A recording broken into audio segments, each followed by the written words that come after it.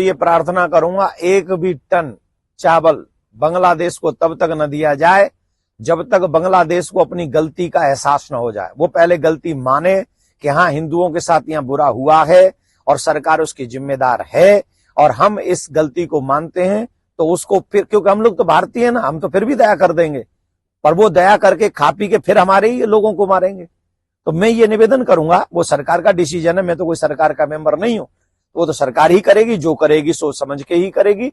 पर मेरे अगर कोई विचार मानेगा और विचार सुनेगा या विचार जानना चाहेगा, तो मैं कहूंगा उसे एक भी टन चावल भेजने की आवश्यकता नहीं। पहले सरकार वहां की ये डिसाइड करे कि हिंदुओं की सुरक्षा है कि नहीं, और अगर सुरक्षित नहीं कर सकती तो बांग्लादेश के वर्तमान सरकार को चाहिए कि हिंदुओं के लिए बांग्लादेश में एक अलग देश बना कर दे और उन हिंदुओं की बहन बेटियों की सुरक्षा हो, इस बात की गारंटी भरे। तो फिर मोदी जी तो, और हमारे भारत के सभी सनातनी दयालु हैं, क्या टन मांग रहे हैं? 50,000 टन मांग रहे हैं ना।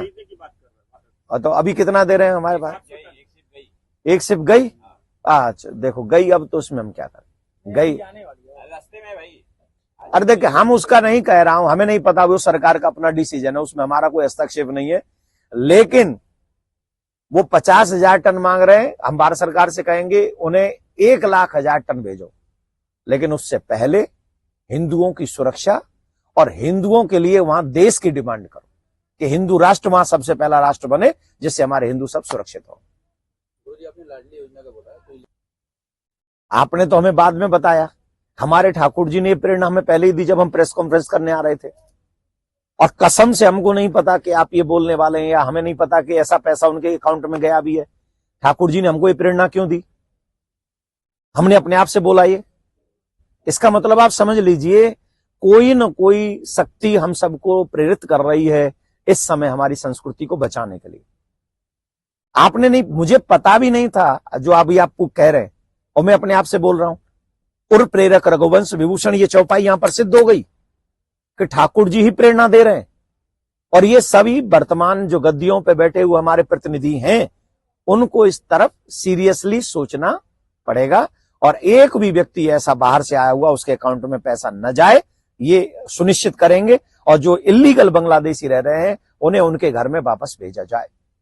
आपने बोला था कि इस तरह के जो कार्यों को आरक्षण बोल दिया और लिख दिया सबने, हमको फंसाने के लिए। बहुत अच्छा किए हो आप पत्रकार बंधु, हमने आरक्षण की बात नहीं कही थी, पर हम ये चाहते हैं, सीरियसली चाहते हैं कि 50-55 धर्माचार्य सदन में जाने चाहिए, जो धर्माचार्य डिसाइड करें कि ये कानून देश भारत के लिए अच्छा रहेगा और ये कानून अच्छा नहीं रहेगा, ये चीजें अच्छी रहेंगी। और ये मैं कोई पहली बार नहीं कह रहा हूं, मैं इससे पहले बोल चुका हूं।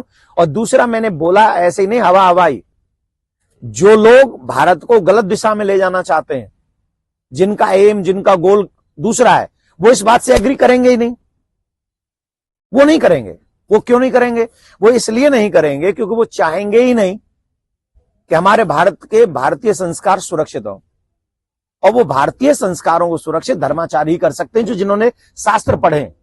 तो मैं ये नहीं कह रहा और लोग नहीं जाने चाहिए, सब जाएं, पर धर्माचार्यों को जाना मोस्ट इंपॉर्टेंट है, क्योंकि हमारी परंपराएं रही हैं। राम जी के सदन में वशिष्ठ जी रहे, दशरथ जी के सदन में, हरिश्चंद्र के सदन में। ऐसा अच्छा राजा बता दीजिए जिसके सदन में, अरे स्वर्ग में देवराज इंद्र की सदन में गुरु बृहस्पति विराजमान है। अरे छोड़ो यार, दैत्यों की सदन में शुक्राचार्य विराजमान। बोलो, जिनका रात दिन का आचरण खराब है, वो भी शुक्राचार्य को लेकर बैठे हुए हैं कि हम तुम्हारे बिना नहीं चलेंगे, हमें बचाओ, और वही बचाते रहे उनको भी। तो जो हमारा इतिहास है उसे आप मेट देंगे क्या? आप मेट दोगे तो तब ये दशा हो रही है। और धर्माचार्यों के नाम पे मैं फिर लिख के दे रहा हूं, भाई कोरे कागज पे साइन ले लो, ये लिखवा लो कि मुझे नहीं जाना है, मुझे एमपी नहीं बनना है, सांसद नहीं बनना, चुनाव लड़ना नहीं है मुझे।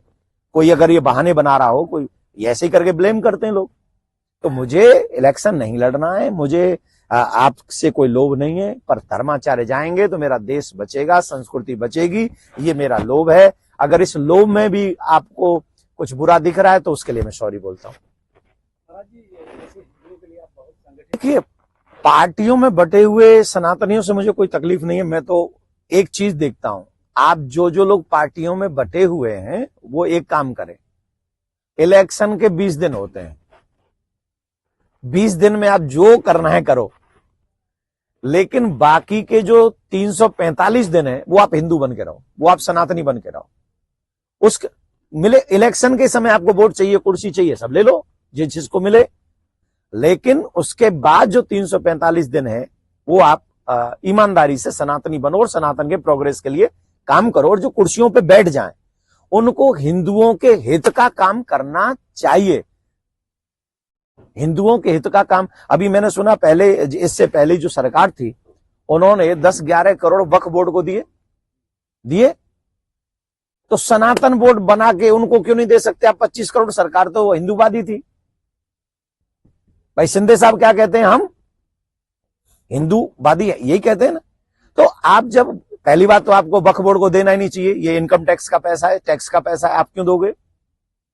और अगर आप दे भी रहे हो तो इट्स ओके, हैं? किया ना, दिया ना, मैं कह बाप अब किया ना, हो गया था ना। अब मैं कह रहा हूं हो क्यों किया, चलो आपने कर दिया तो कम से कम अगर 10 करोड़ आप वक्फ बोर्ड को देने का प्रस्ताव कर रहे हैं तो कम से कम 25 करोड़ आप सनातन बोर्ड बनाकर सनातन बोर्ड बनाइए और 25 करोड़ रुपए सनातन बोर्ड को दीजिए, जहां से मॉडर्न गुरुकुलम तैयार हो सके, जहां गौशाला तैयार हो सके, जहां पे हॉस्पिटल्स तैयार हो सके। और जिनके पास धन नहीं है उनके धन के अभाव को रोककर उनका जो धर्म परिवर्तन हो जाता है उस धर्म परिवर्तन को रोका जा सके। ऐसा काम हमारी सरकारों को करना चाहिए जो हिंदूवादी सरकार है। धन्यवाद आपका। संस्कृत या भागवत हर एक जगह, देखिए मुझे ऐसा लगता है प्रत्येक सरकारी सिस्टम में जो पढ़ाई का सिस्टम है, एजुकेशन सिस्टम है, उसमें रामायण और गीता कंपलसरी होनी चाहिए। फर्स्ट से नहीं, थोड़ा सा और आगे, जहां से उन्हें समझ आ सके। आप फर्स्ट से समझाएंगे तो समझ में नहीं आएगा, लेकिन जैसे 3 या 4 क्लास में पहुंचे तो कम से कम वहां से रामायण और गीता उनको इसलिए पढ़ानी चाहिए जिससे हर एक परिवार को एक सनातनी बेटा और बेटी मिल सके। अगर रामायण पढ़ेंगे तो घर नहीं टूटेंगे, रामायण पढ़ेंगे तो बूढ़ी आंखों में आंसू नहीं आएंगे, अगर रामायण पढ़ेंगे तो भाई भाई को मारेगा नहीं, अगर रामायण पढ़ेंगे तो माँ कभी बच्चों से और बहू से दुखी नहीं होगी, अगर बच्चों को रामायण का ज्ञान दे दिया गया तो। प्लस मेरे को समझ में नहीं आया, कोर्ट में गीता की कसम खिला सकते हैं पर स्कूल में बच्चों को गीता नहीं पढ़ा सकते, ये कितना बड़ा दुर्भाग्य है। कभी कभी तो लगता है षड्यंत्र ही है हमारे बच्चों को संस्कृति और धर्म से दूर रखने का। आज भी हमारे इस देश में लोग कह देते हैं कि स्कूल में आप तिलक लगा के नहीं आ सकते, स्कूल में आप कलावा बांध के नहीं आ सकते। और ये कौन कहते होंगे आप समझ रहे हो, क्यों कह रहे हैं? क्या उन्हें ये राइट है? अगर राइट नहीं है तो वो वर्क कैसे कर रहे हैं? कहीं स्कूल भी तो धर्म परिवर्तन कराने का अड्डा नहीं बन गए। हमें ये भी, समाज को भी जगना होगा, सरकारों को भी जगना होगा। पैसे भी दें, बच्चे भी दें और बच्चों का धर्म परिवर्तन भी कराएं, ये ठीक नहीं है। धन्यवाद। आप सभी पत्रकार बंधुओं का बहुत बहुत धन्यवाद। राधे राधे। आज आपको इसलिए कष्ट दिया है क्योंकि हम इस महाराष्ट्र की पावन धरा पर हैं, जहां से न सिर्फ भक्ति और धर्म की रक्षा के लिए मैसेज जाते हैं बल्कि देश की सुरक्षा के लिए भी एक से एक योद्धाओं ने यहां पर कुर्बानियां दी हैं, बलिदान दिए हैं और इस देश की रक्षा के लिए उनका अहम योगदान रहा है। इसीलिए इस महाराष्ट्र की पावन भूमि से हम सभी मराठी लोगों को एक निवेदन करना चाहते हैं और वो निवेदन यह है कि सनातन परंपरा की सुरक्षा के लिए जब मुसलमानों के पास में वक्फ बोर्ड है, हमारे सिख भाइयों के पास में भी एक अपना उनकी संस्था है, वैसे ही क्रिश्चियन भाइयों के लिए भी उनकी अपनी संस्था है, वैसे ही हमें अपने सनातन धर्म की सुरक्षा के लिए सनातन बोर्ड की आवश्यकता है, जिसमें हमें सरकारी हस्तक्षेप नहीं चाहिए। हमारे मंदिर सरकार के अंडर नहीं होने चाहिए। जब किसी का पूजा स्थान सरकार के अंडर में नहीं है तो हमारा ही पूजा स्थान सरकार के अंडर में क्यों है? ये हमारे साथ नाइंसाफी क्यों है? हमारी पूजा पद्धति को दूषित करने का षड्यंत्र क्यों है? हमारे धर्माचार्यों को ये अधिकार मिलना चाहिए। हमारे सनातन धर्म में 4 प्रमुख पद हैं जो पूरे कंट्री को एक दूसरे से जोड़ देते हैं। वो चारों शंकराचार्य, सनातन बोर्ड को देखरेख करें और सारी उसी सनातन बोर्ड का गठन हो। ऐसा मैं सनातनियों से भी निवेदन करूंगा, सरकारों से निवेदन करूंगा, सभी पार्टी के लोगों से निवेदन करूंगा। और मराठा में इस समय जितने भी महाराष्ट्र में हैं लोग, उन मराठियों से भी हम निवेदन करेंगे। इसी कार्य की सिद्धि के लिए 27 जनवरी को कुंभ में सनातन धर्म संसद होने जा रही है, 16 नवंबर दिल्ली की तरह। और हम ये चाहते हैं कि सनातन बोर्ड के निर्माण के लिए प्रत्येक हिंदू, प्रत्येक मराठी इसमें अपनी अहम भूमिका निभाए और अहम भूमिका निभाकर 27 जनवरी को वहां पहुंचकर ये बताएं कि हम सनातन बोर्ड चाहते हैं, हमारे मंदिर सरकार के अंडर में नहीं होंगे। हम सबने देखा है बांग्लादेश में हम लोगों की क्या दशा हुई है। हमारे मंदिर तोड़े गए, मंदिर जलाए गए, मूर्तियां तोड़ी गई, बहन बेटियों के साथ अभद्र व्यवहार किया गया और बुरे से बुरा व्यवहार हुआ। अब इस महाराष्ट्र में भी जो सरकार बन चुकी है, उनसे भी हम एक निवेदन करेंगे, कोई भी इल्लीगल बांग्लादेशी अगर महाराष्ट्र में है तो उस इल्लीगल बांग्लादेशी को तुरंत इस महाराष्ट्र से और देश से बाहर करने का कार्य यहाँ की सरकार प्राथमिकता के साथ में करे।